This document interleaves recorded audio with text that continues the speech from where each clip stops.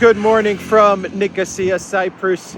It is around 8:35 on this Saturday morning, and I am looking for a place to sit down.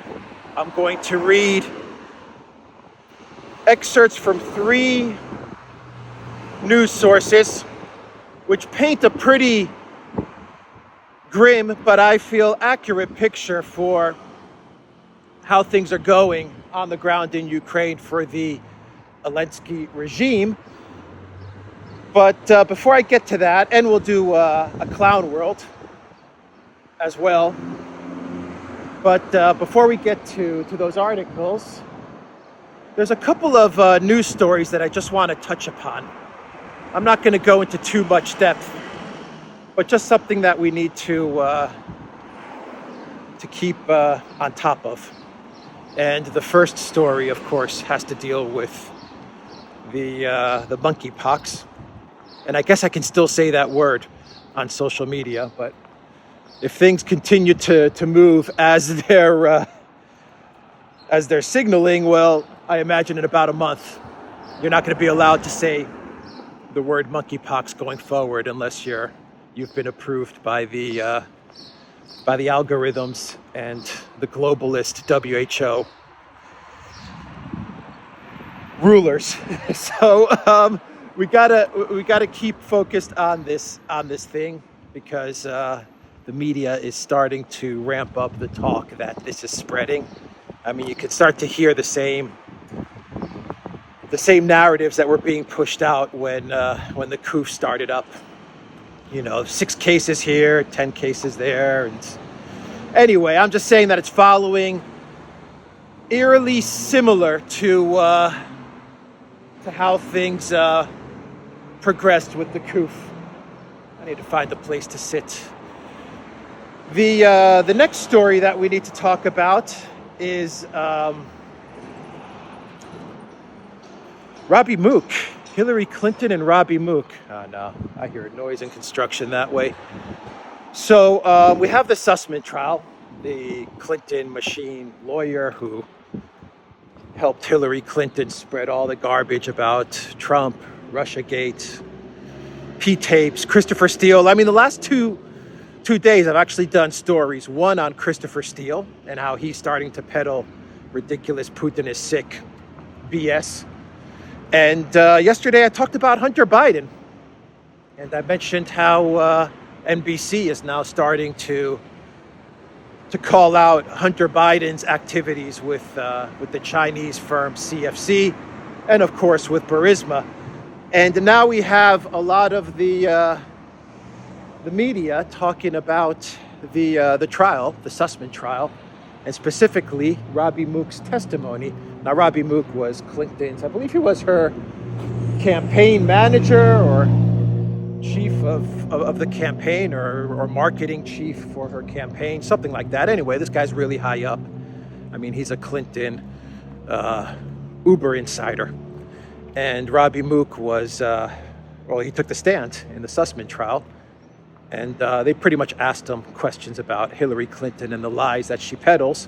This one with regards to the Alpha Bank story, that the Trump campaign has some sort of connection with Putin via Alpha Bank, and Alpha Bank servers are communicating with Trump Tower servers, and just all of this nonsense. The whole story was false, fiction, but Robbie Mook testified that it was Hillary Clinton that gave the order to spread the lies about that story.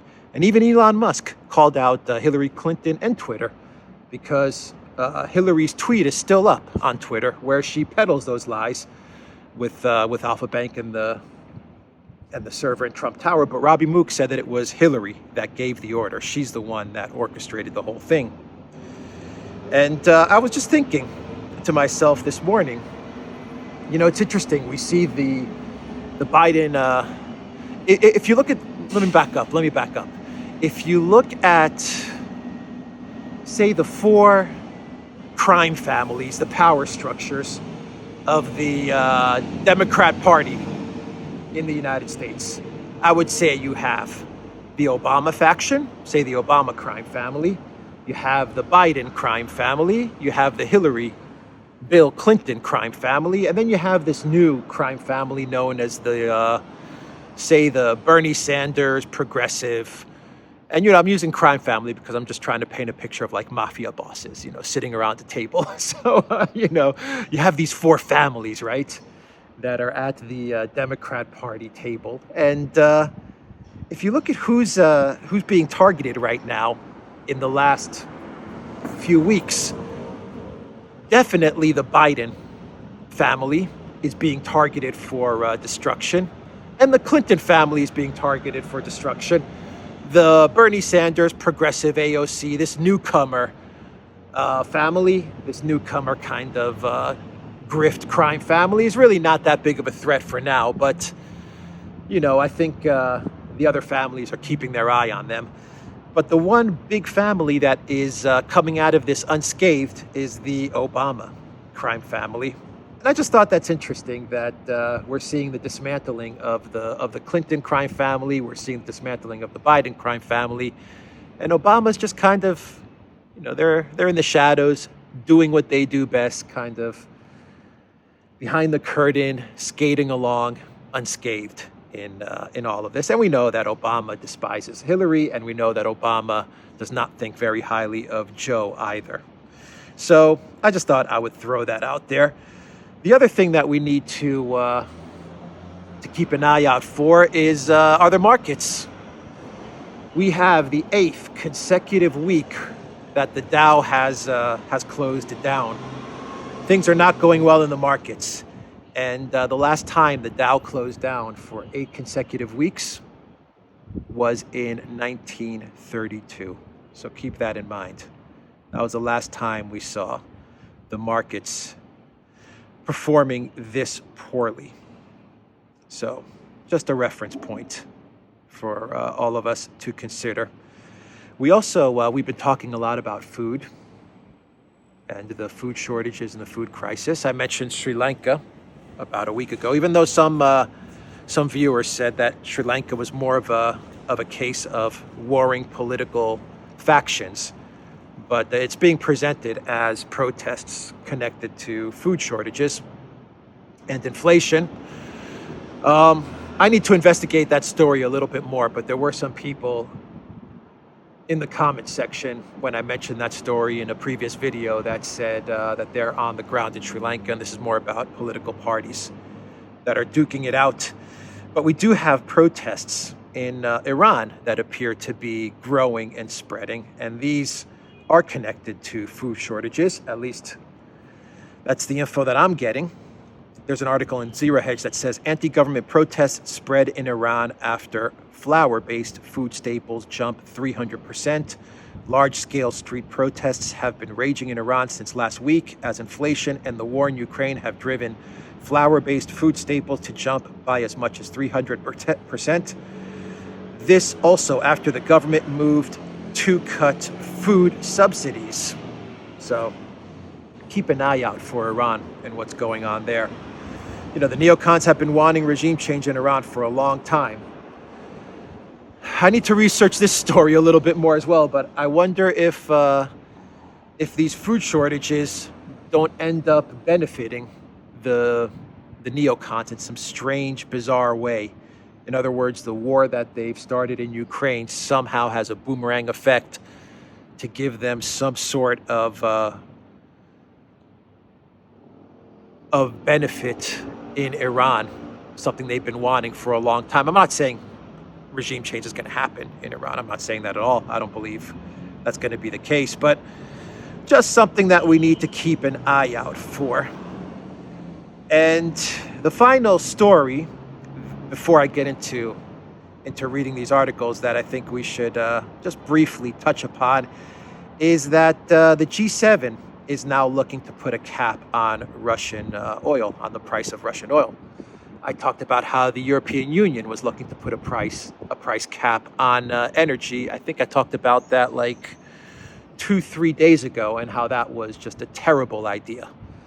And now it looks like the G7 is considering putting a price cap on Russian oil. The group of G7 countries, represented by their respective finance ministers and central bank governors, on Thursday discussed the creation of a cartel of buyers in order to control the price of Russian oil. This was announced by U.S. Treasury Secretary Janet Yellen in comments to reporters between G7 meetings. You need a significant cartel in order to accomplish that. Maybe the EU alone wouldn't be sufficient. The idea of using sanctions, secondary sanctions, has come up. The idea of tariffs instead of price caps could be an alternative sort of approach, Yellen said, referring to EU plans to place an embargo on Russian oil imports in the face of the crisis in Ukraine. Earlier this week, Yellen stressed that it is critically important that EU countries reduce their dependence on Russian oil. According to Yellen, the goal of the cartel would be to keep some Russian oil flowing to the market to hold down global prices so we don't have undue negative impacts. Otherwise, the move could trigger stagflationary type of shocks. The cartel would be tasked with putting a cap on the price of the Russian commodity. Yeah, this isn't going to end badly, is it? This is Janet Yellen of inflation is transitory fame. And so Janet Yellen was urging the EU not to embargo Russian oil. She also cautioned on an EU-wide price cap on Russian energy, but it looks like that Janet Yellen is very keen on getting the G7, along with the European Union, to create a wider price cap on Russian energy, on Russian oil in specific. Yeah, this is not a good idea at all, and this is just going to lead to all kinds of terrible consequences for not only the collective West economy, but to the global economy. But as I've said, this is an idea coming from inflation is transitory, Janet Yellen. So just keep an eye on all of these stories that I've just kind of outlined. Let's get to our main story, and then we'll get to the clown world. And I'm just going to read you from 3 different articles which kind of paint, which I believe definitely paint a good overall picture as to how poorly things are going for the Zelensky regime in Ukraine. And after I read these articles, I think it's going to come as no surprise that you had Lloyd Austin calling Shoigu, and then the other day you had Milley calling Gerasimov.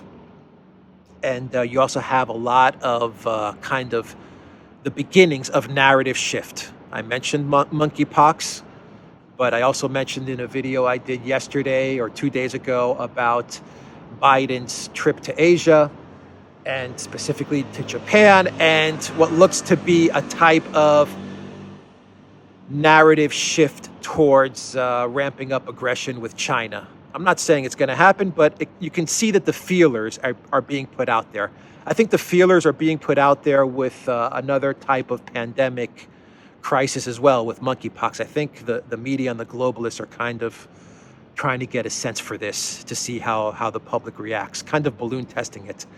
And I believe that the Biden White House is also trying to get feelers out there, balloon testing what the collective West may think about something being started up with China. Anyway, let's get into these articles, and you can decide and let me know in the comments down below what you think is going on. There is no doubt that things are looking very bad for the Zelensky regime and Ukraine with regards to the realities of the war on the ground. So this is coming from Jacob Dreisen, the first article I'm going to cite. The first excerpt from an article I'm going to cite. And the Dreisen report says this: Russian VDV, mobile infantry, and Wagner mercenaries have advanced up to 1.5 kilometers west of Popasna and have taken several towns or villages just east of Soledar, which sits on the one paved, continuous Ukrainian-controlled main road into Lysychansk. This road is now at risk. Russians are now as little as 3 kilometers from the road, close enough to fly short-range artillery spotter drones over it 24/7. Without this road, there will be no meaningful resupply for or organized evacuation of thousands of Ukrainian servicemen in the eastern part of the North Lugansk bulge, the defense of the Ukrainian bulge ending at Severodonetsk, Lysychansk is crumbling. The writing is on the wall. You now see why Uncle Sam was calling Russia for a ceasefire. So I've been reporting on this for the last few days. Alexander has actually gone much deeper in his analysis as to what's going on in North Lugansk and the Lysychansk, Severodonetsk region.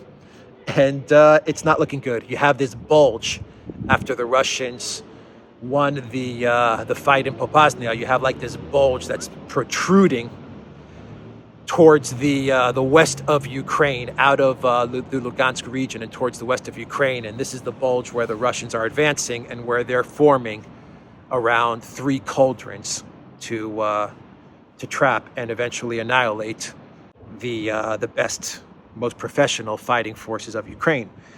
Now, the second article I'm going to read you from is Larry Johnson's blog, Sonar 21, and it says this: Russia hit a Ukrainian military base, Desna, 46 miles northeast of Kiev, with a missile that hit a barrack and left at least 200 Ukrainian soldiers dead.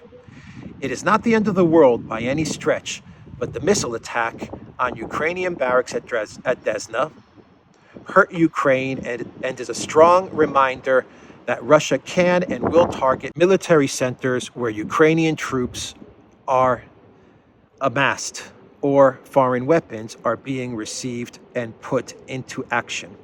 It is so bad that even Zelensky admitted that a large number of troops were killed.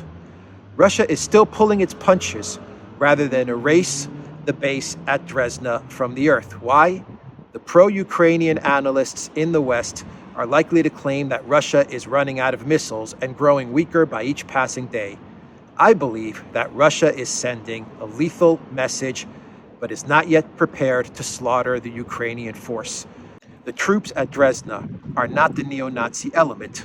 I believe the Russian generals are hoping to kill enough to demoralize and keep enough alive to rebuild, eventually cordial relations with the Ukrainians who have not bought into the Nazi propaganda.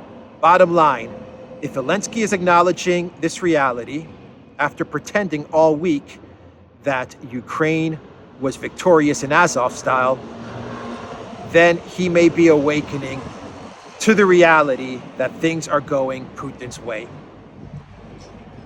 So this story was not reported on much, the missile strike at Desna, but it should have been, and I should have reported on it as well, but good job on Larry Johnson for reporting on it. A fantastic blog, Sonar 21, but the fact that the Russians can pretty much hit anywhere in Ukraine at will and cause this type of damage, and that Zelensky is now admitting that this happened and things are going from bad to worse, is another signal that things are going from bad to worse for the Zelensky regime.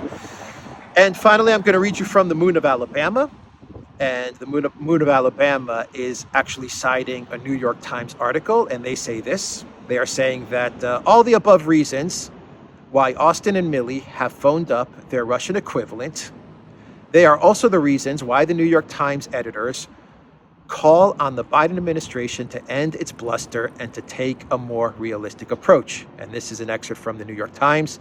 Recent bellicose sentiments from Washington, President Biden's assertion that Mr. Putin cannot remain in power, Defense Secretary Lloyd Austin's comments that Russia must be weakened, and the pledge by the House Speaker Pelosi that the United States would support Ukraine until victory is won may be rousing proclamations of support, but they do not bring negotiations any closer. In the end, it is the Ukrainians who must make the hard decisions. That's interesting. They are the ones fighting, dying, and losing their homes to Russian aggression.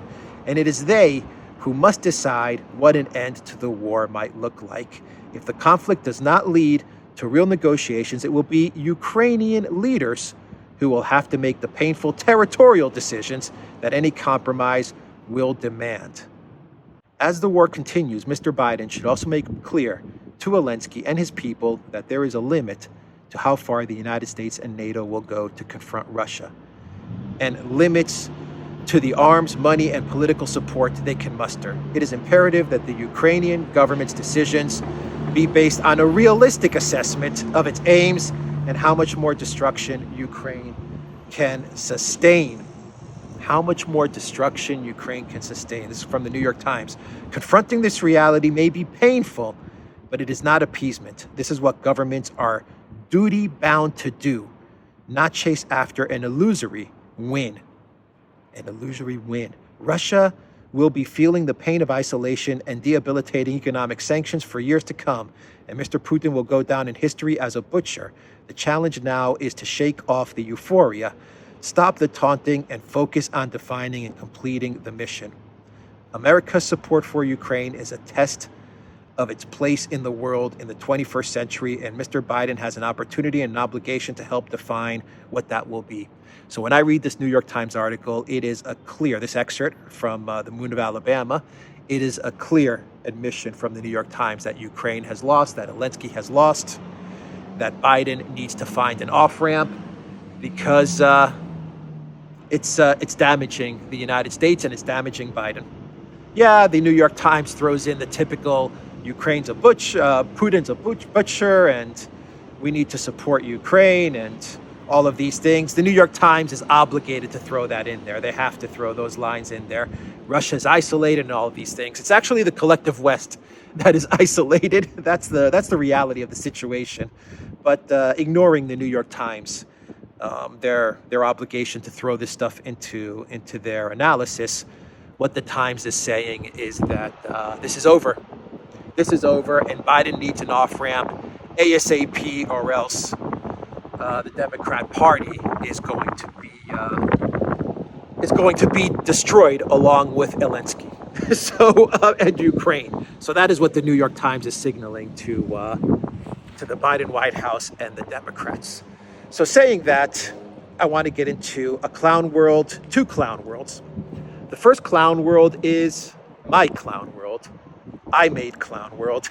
And I made Clown World because I put up a video yesterday morning with regards to this story from Bild, the publication in Germany, that there were Ukraine refugees living in a town of Wolfgang? I always forget the name, Wolfgang, in Germany, and they wanted to burn a Russian flag to stick it to Putin, and they ended up not only burning the Russian flag, but burning down the entire house. This was fake news. This was a false story. Bild came out with, the editors of Bild came out with a statement, and they said they published no such story. The video was later found to be taken from a burning house 8 years ago, and there was like a crying woman talking about how her house had burned in the video that went viral.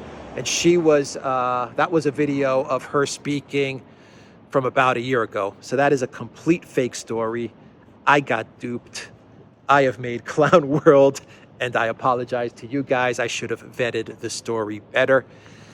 And I should have just been aware that propaganda is coming from all angles, even in German media and even on the German side of things.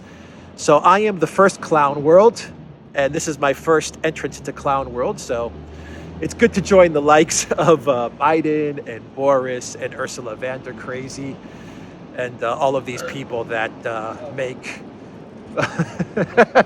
You're on video with that. So I don't know if you guys heard the dude burped, but anyway, that was great. That was great. Sometimes filming outside is really tough because you have all kinds of, things that you just don't expect. Sometimes you have mosquitoes and flies and wind and different noises, but every now and then you get really funny things that happen, like cats or guys walking by who burp. Anyway, what was I saying? Yeah, so that story is false. It is interesting. What I was thinking about as I was going through to confirm that the story was false, because I wanted to double check and triple check everything now. And I was, putting stuff in Google Translate from German to English and sorting everything else out. I realized that the Russians have, or the propaganda from the Russian side of things is much different than the propaganda from the Ukraine side of things. And I'm going to walk to actually the coffee shop now to get a coffee. And the Ukraine propaganda is very much targeted at the conflict and trying to present the false narrative that Zelensky is winning and things are going well in Ukraine with regards to the war. You know, propaganda like Snake Island, Ghost of Kiev, the Kharkiv victory, the Kiev victory, the siege of Kiev victory, the siege of Kharkiv victory, the Zaporozhye nuclear power plant, all of these things that are constructed from the Ukraine collective West side of the propaganda equation.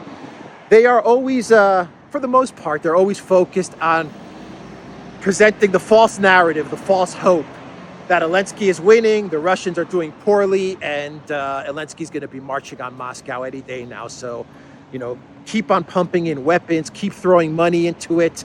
You can see why they do it. The false hope is meant to keep the grift alive so you can keep the money flowing, because they're all making out like bandits from the collective West. Globalists are making out like bandits from this conflict and from the propaganda, which is meant to provide the illusion that that Ukraine can win because they have to keep this going. They're making money, and the propaganda from the Russian side of things is very much geared at mostly towards the EU. I've noticed that a lot of the Russian propaganda is focused on the EU, and it's never focused on the military side of things, never. Because the Russians are winning, so they don't need propaganda. It's focused on the Russophobia societal side of things. You know, it's always propaganda that's meant to highlight and to call out or to amplify the hysteria from the European Union and the collective West with regards to Russophobia. Because, you know, we've seen the cancellation of Russia, or the attempted cancellation of Russia. Cancel Russian athletes, cancel Russian flights, airlines, Dostoevsky, Tolstoy, all of these things. Cancel the Z and all of this stuff that the West has been hysterical about over the last 2 months. And the Russian propaganda amplifies that. And that's what this story with Build was all about. It was amplifying the Russophobia and the hysteria that is gripping the European Union and specifically Germany by creating this fiction that there was these Ukrainian refugees who wanted to burn a Russian flag, and in the end of the day, they actually burned the house down. And it's a pretty clever story when you think about it, very well crafted, but it definitely amplifies and highlights the Russian hysteria and the Russophobia that's out there, because the narrative is, while trying to stick it to Putin by burning the Russian flag, they actually did self-harm to themselves and their hosts. That's kind of the message of the story, the fake story that was put out there and went viral. So anyway, that's the first clown world. That is my clown world, and that is my mea culpa for putting out a clown world that I should have vetted better. But it happens. Mistakes happen, and that is life. And it's not going to be the first time I make a mistake. It won't be the last time. And I'm fine with making mistakes on clown world stories because it is clown world. What I don't want to make mistakes on are the bigger, more important stories that I talk about in the beginning of my video segments. And now let's get to a real clown world. And this one is coming once again from Jacob Dreisen, from the Dreisen Report. And so I'm gonna put up 3 photos right now on the screen. And these are photos of Ukraine's territorial defense militia, and they're clowning around. They're joking around at what looks like to be a school. But the point that that the Dryzen report is making is that while we've heard for the last 3 months that it's the Russian military that's incompetent, they're not motivated, they're drunk all the time, and all of these things, we're actually seeing the Ukraine forces that are just collapsing to the point where we have these territorial militia guys who are more like local policemen, local volunteer policemen being sent to the front lines now. And these guys are acting like I guess you would expect unprofessional military guys to act. In other words, they're snapping pics of themselves, joking around at a school. And, Dryzen makes the point that you would never see this type of behavior in the Russian military. These types of photos would never be taken. No Russian soldier would have taken and posted online these photos.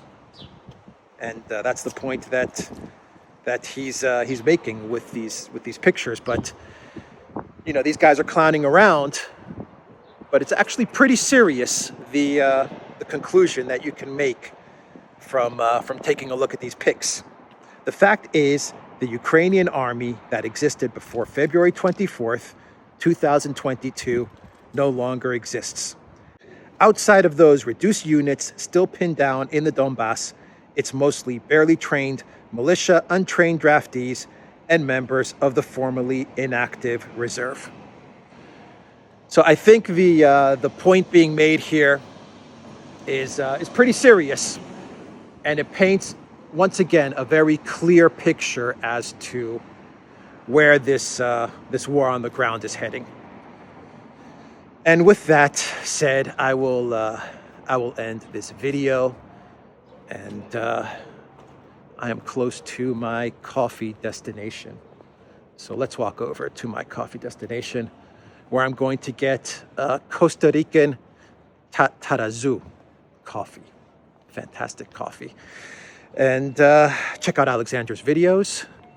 He is doing great deep dive analysis into what's going on in Ukraine and the world now, the global economy, the Western economy that appears to be collapsing in front of our eyes. And of course, check out the Duran, where we're putting up all kinds of great content every day, and the Duran.locals.com. You can already hear the chatter at the coffee shop, the Cypriot coffee shop. They're usually talking about football. That's what they love to talk about, football. Anyway, all right, everybody, take care.